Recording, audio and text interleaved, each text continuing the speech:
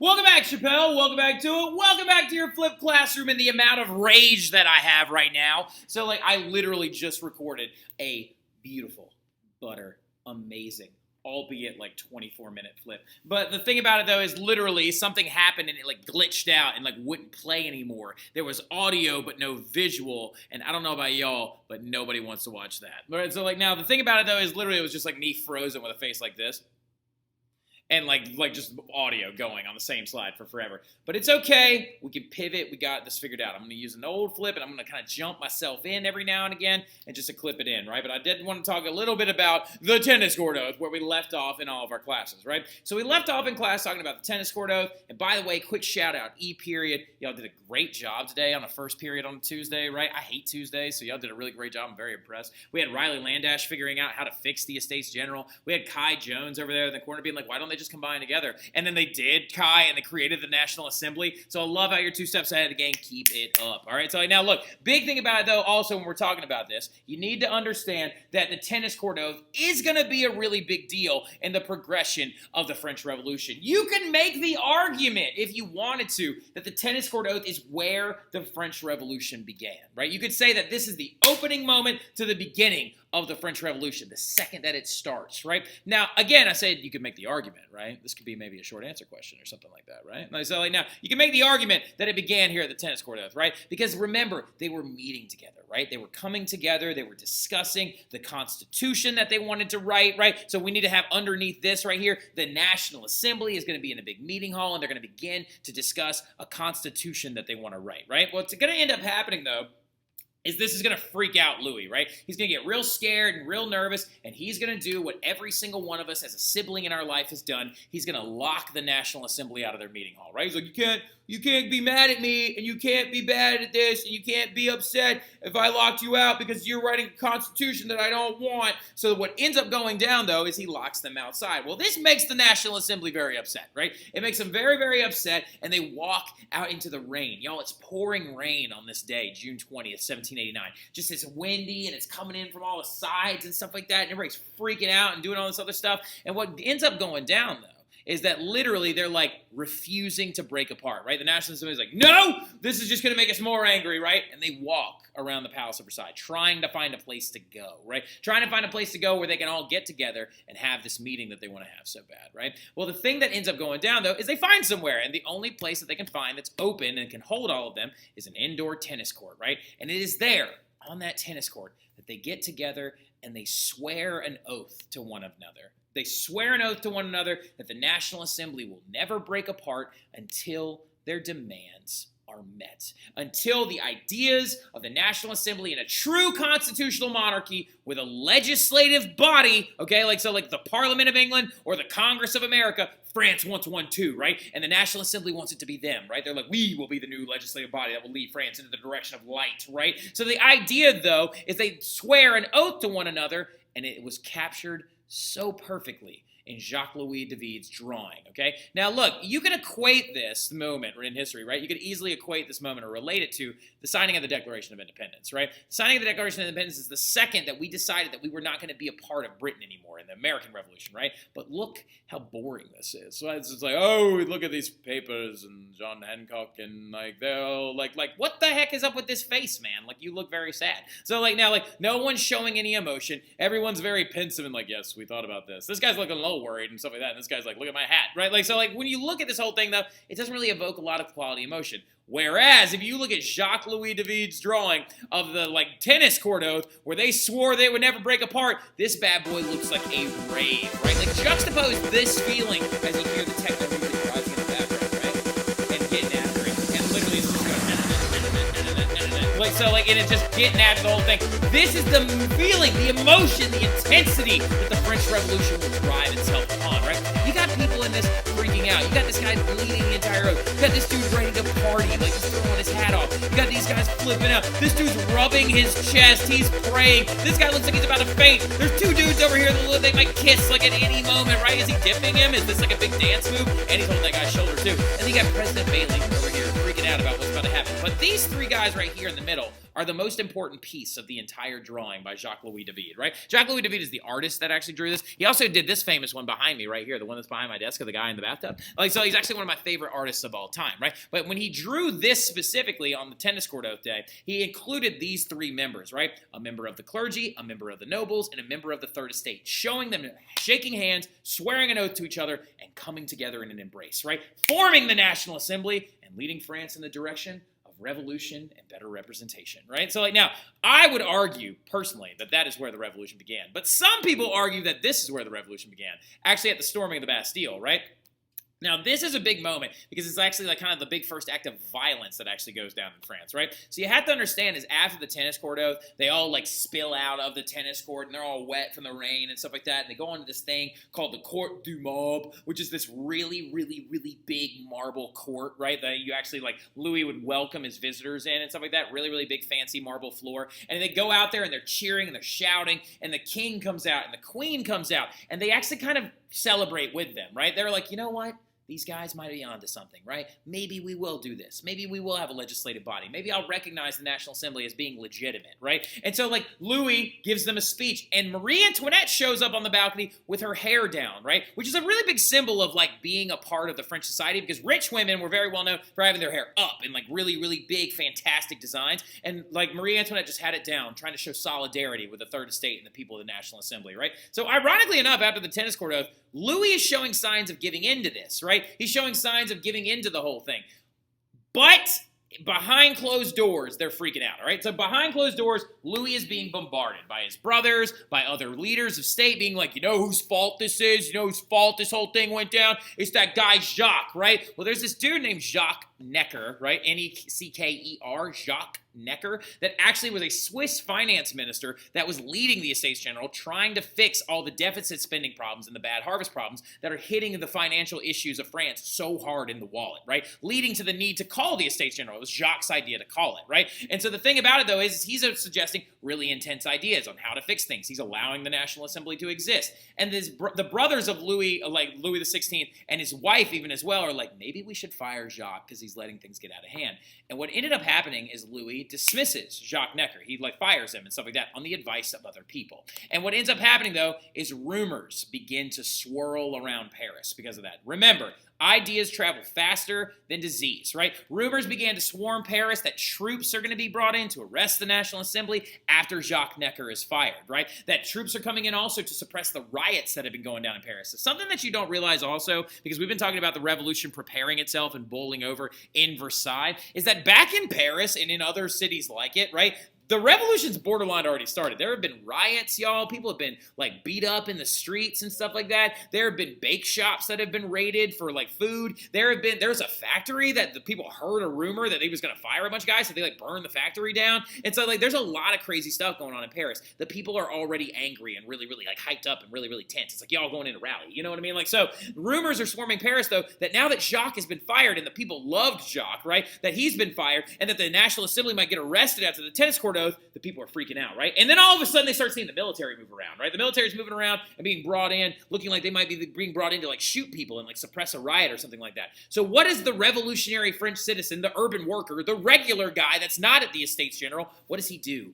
in this state of fear? He's like, you know what I need? You know what I need? You know what I need? We know what we need to get? We need to get guns, right? Like, so let's go get guns, right? Let's go get guns so we can defend ourselves if the military decides to try and come at us, right? And so they all freak out. And a mob of 800 people starts hunting for guns, right? So like now, and on this day, on July 13th, or 12th, 13th, and 14th, a roaming mob of 800 Parisians, right? 800 people from Paris start looking for weapons to defend themselves because they are getting so freaked out, right? They're getting so freaked out. And then by July 14th, they start storming into these areas, right? The July 13th, though, the interesting thing is where they go after first, right? Over 800 people actually originally went to go and try to find guns in this place called the Hôtel des Invalides. And the Hôtel des Invalides actually looks like this. It's actually a very beautiful building in the middle of Paris. I've been there. It's very, very cool. I was in this courtyard this year, and actually I was there on Bastille Day, which is like their 4th of July, which is a big deal.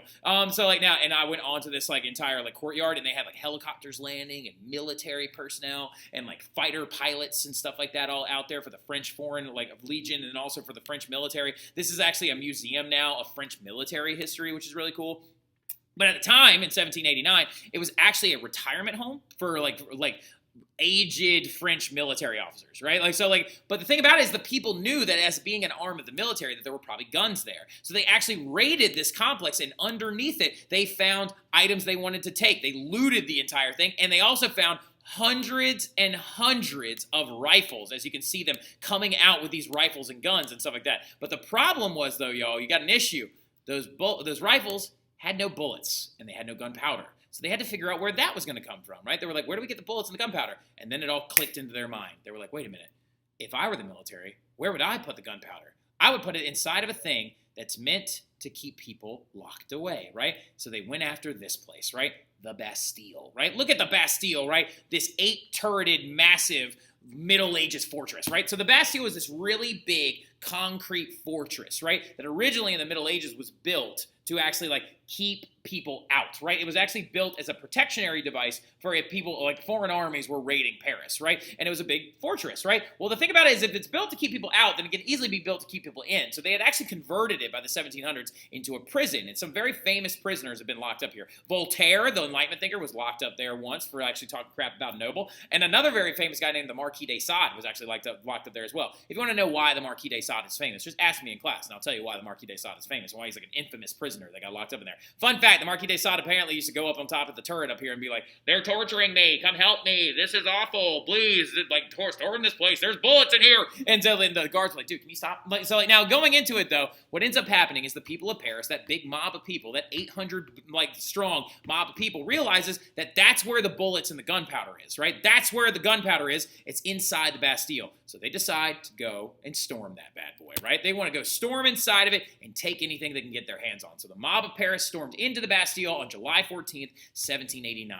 Now, many people argue that this is the beginning of the revolution because it's the beginning of popular support and violent action, right? On July 14th, 1789, they rushed into the Bastille, freed the prisoners inside, got the gunpowder, got the bullets, not after killing several people. So, what ended up actually happening is, it's a Bastille, y'all. It's a very large fortress. So do you think that they're just going to open the door and let them in and be like, hello, poor people, come on in and take all the bullets and gunpowder and free the prisoners? No. They actually locked the doors first, right? They locked the doors and pulled up the drawbridge. So there was a moat around the outside of the Bastille, right? A moat that actually went around it. And so literally, they actually, the rioters, took a plank of wood and put it over the moat and were, tightrope walking over it. And they went up to the door and they were sliding notes through it to the warden, right? Y'all know what a warden is, a guy that runs a prison, right? They were sliding a note through the door and being like, hey, read this.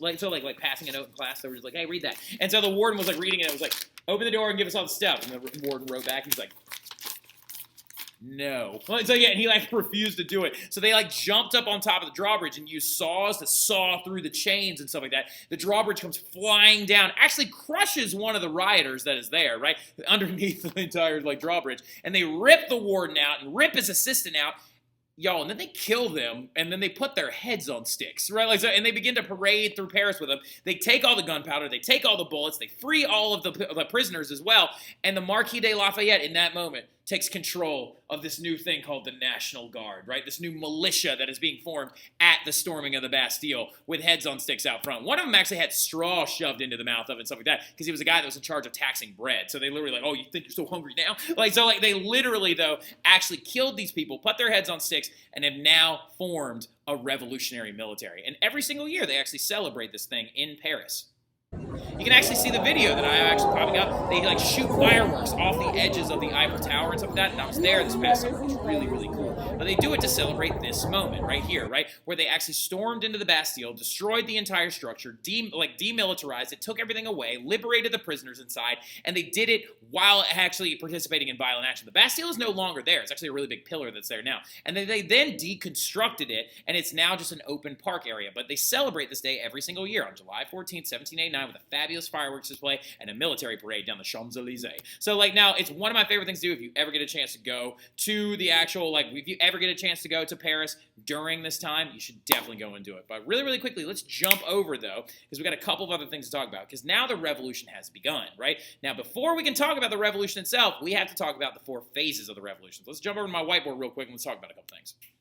All right, y'all. So when we're over here at our whiteboard, we're now going to talk a little bit about the phases of the French Revolution, right? Now, you could look this up, Google this all you want. Academics highly disagree on what years the revolution spanned. Some believe it went from 1789 to 1799. Some people believe it went from 1789 to 1815. I'm a 1789 to 1815 person because when you read enough about this stuff, I consider Napoleon a part of the revolution, whereas a lot of people don't. All right, so now, we're looking at this, though, we need to understand, though, the growth and expanse in this revolution. In this class, we're going to break the revolution down into 4 basic phases, right? So you got from 1789 to 1793, which is going to be what is known as the liberal phase, right? You got the liberal phase, which is going to be like when people like the Marquis de Lafayette are helping lead, right? Charles Talleyrand is another famous guy that's helping lead. And they want to just change things a little bit, right? They want to keep the king alive. They want a constitutional monarchy, and you'll see that as the flip progresses and stuff like that. And they want this kind of stuff, right? They want simple change. Things will be a cultural change in France. Then from 1793 to 1794, you have what's known as the radical phase, right? The radical phase, also known as the Reign of Terror, right? And you'll notice right here it's very short-lived, right? It's very short-lived. It's only a year long because literally what ends up happening in the Thermidorian reaction is the guy that leading it ends up dead. He actually tries to shoot himself and stuff like that. It's a whole thing. But it's also defined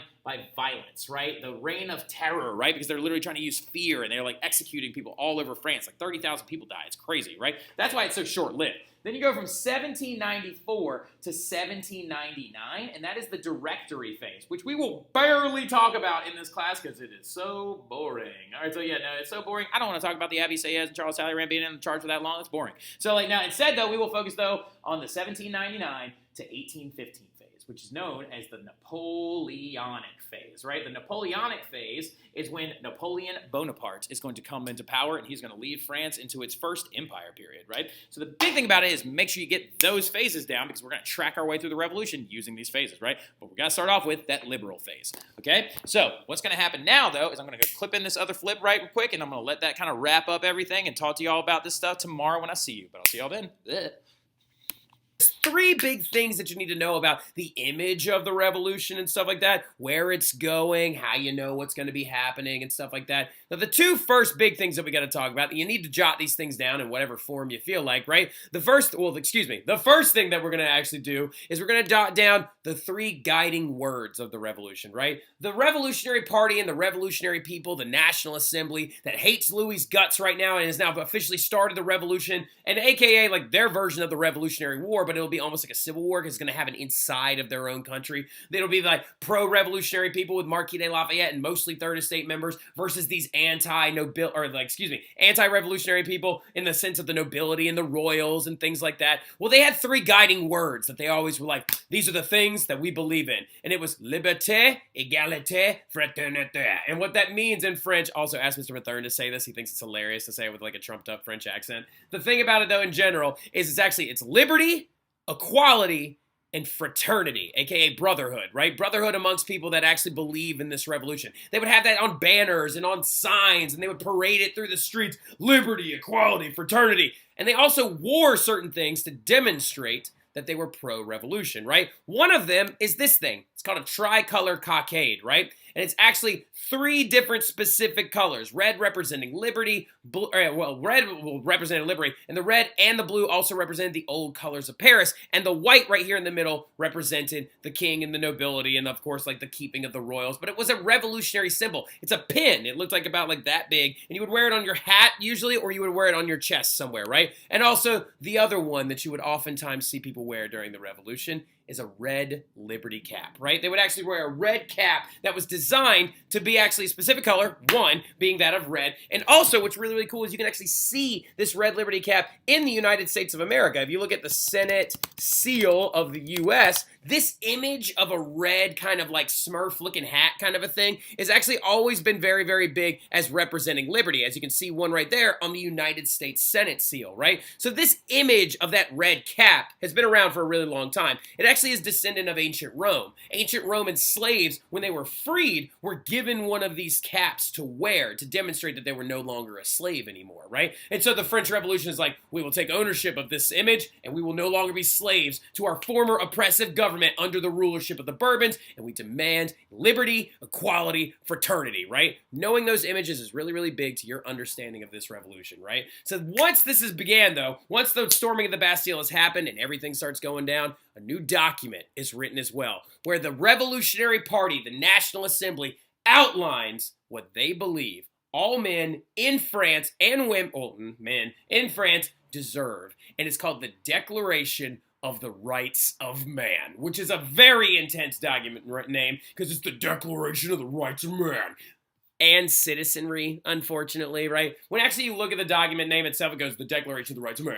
And citizenry. I like Declaration of the Rights of Man because it sounds like a heavy metal band that maybe Mr. Roddy's in or something like that. But it was actually a really, really big image to kind of use as their form of a Bill of Rights, right? You had the English Bill of Rights under William and Mary. You had the American Bill of Rights after their revolution. And so the French decide to write one of their own. And guess who wrote this document, right? This is a full-on revolution now because we have a document stating our new rights. The person who, two people write this down, who wrote this document was none other than the Marquis de Lafayette, which you can see right here, and him helping lead the revolution. And look what's on his hat, a tricolor cockade, right? Demonstrating he's pro-revolution. He wrote it along with Thomas Jefferson, who came to France to help him write it, and it literally has a preamble, and it outlines the basic rights of human beings under the new Revolutionary Party.